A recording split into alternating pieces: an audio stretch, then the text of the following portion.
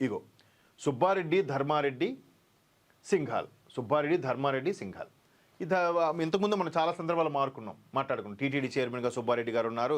ఈ ధర్మారెడ్డిని అధర్మారెడ్డి గారు పిలుస్తున్నారు. ఎక్కడో ఢిల్లీలో ఉన్న వ్యక్తిని డెప్యుటేషన్ మీద వైకా ప్రభుత్వం తీసుకొచ్చింది. ఆయన వచ్చిన తర్వాత చాలా మార్పులు జరిగిపోయే, తిరుపతిలో వసతులు అన్నీ క్షీణించిపోయే, వాటర్ బాటిల్ కూడా గాజు బాటిల్లో పెట్టి 20 రూపాయలకి 30 రూపాయలకు అమ్మాల్సిన గాజు బాటిల్ని 60 రూపాయలకు అమ్మడం.